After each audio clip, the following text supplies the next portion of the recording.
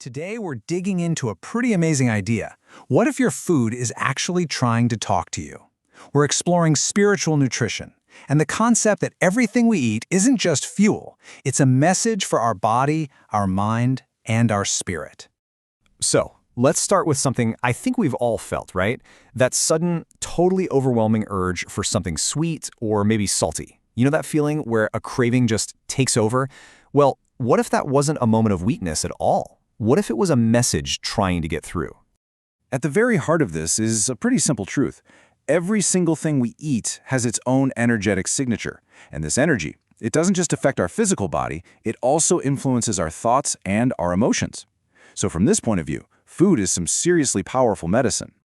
Okay, so if food is medicine, how do we know which prescription we actually need? Well, our bodies are constantly sending out signals. The trick, of course, is learning to listen and to understand this kind of secret language.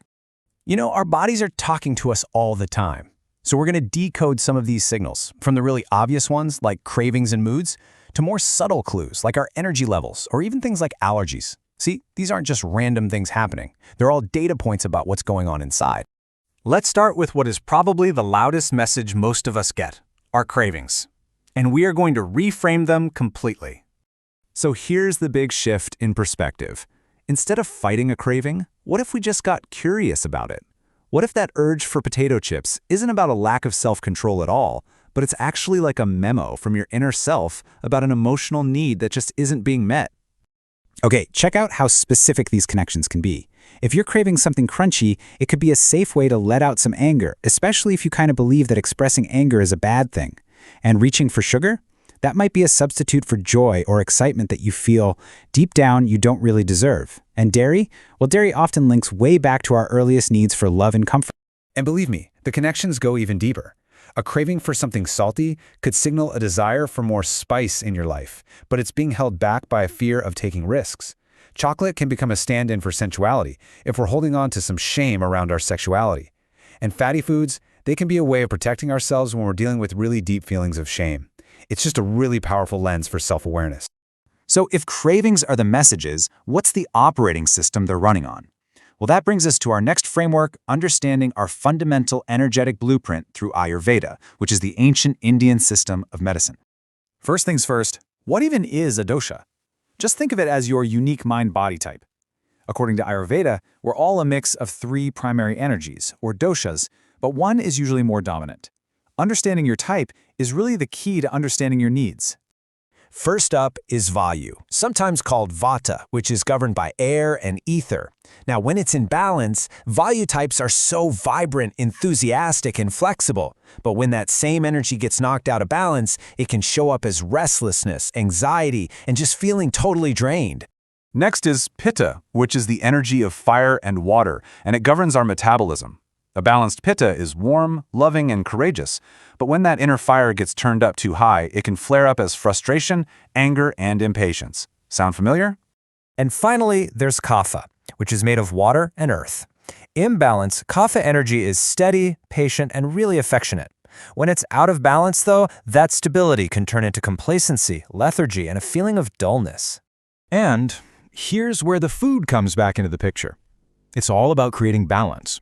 So that restless Vayu energy, it can be soothed by warm, grounding foods. That fiery Pitta, you can cool that down with salads and less spicy meals.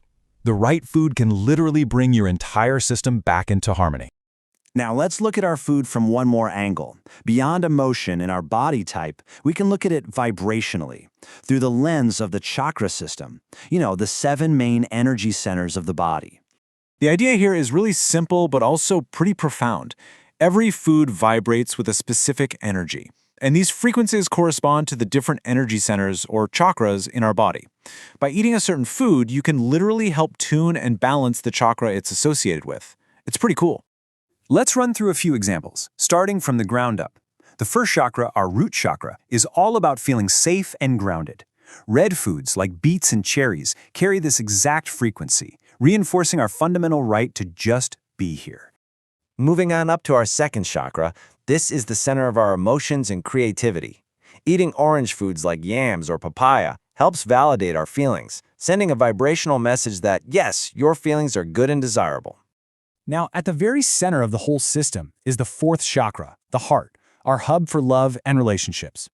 Green foods, especially those vibrant vegetables, resonate at this frequency, reinforcing the powerful truth that you are loved and you are absolutely lovable. And if we go all the way up to the seventh chakra, the crown chakra, that's our connection to the divine and our sense of purpose. Here, white and what are sometimes called ceremonial foods can help tune us into this higher frequency, reminding us that we're connected to something much, much greater. So, we've looked at cravings, we've looked at doshas, and we've looked at chakras. But it's so important to remember that these are just maps. They are not the territory. Because when it comes to your body, the real expert is you.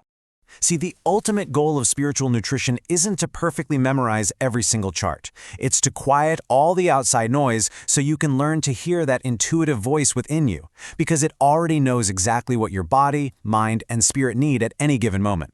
So how do you start listening? Well, here's a really simple but powerful tool. For just a few days, track what you eat. And, most importantly, note how you feel before and after. Don't judge it, just be an observer. This simple practice will help you start connecting the dots for yourself. So I'll leave you with this. Cravings, moods, your energy level, these aren't just random noise. They are signals. So take a moment right now. Check in with yourself.